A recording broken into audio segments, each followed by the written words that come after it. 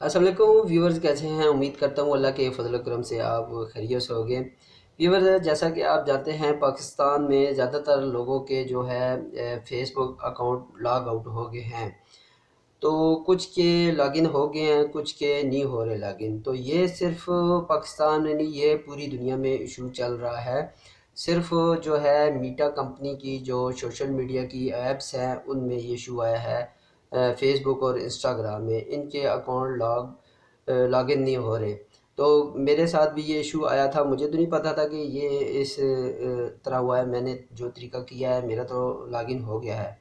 تو ابھی جو کچھ میرے دوست ہیں ان کا لاگ ان نہیں ہو رہا، تو میں نے لاگ ان کیسے کیا ہے وہ آپ دوستوں کے ساتھ شیئر کروں، شاید آپ ایسے کریں تو آپ کا بھی ہو جائے۔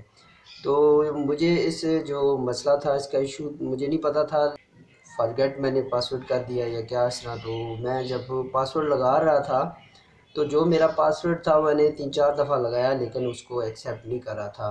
پھر میں کنفیوز ہو گیا کہ شاید یہ پاسورڈ نہیں ہے، کوئی اور ہو پاسورڈ۔ تو پھر میں نے ٹرائی کی تو نہیں لگ رہا تھا۔ پھر میں نے نیچے جو فارگیٹ پاسورڈ ہے اس کو کلک کیا، تو میں نے کہا چلو جو جی میل اور اپنا موبائل ہے اس میں ریکور ہو جائے گا، ریکوری کا آپشن ہوتا ہے۔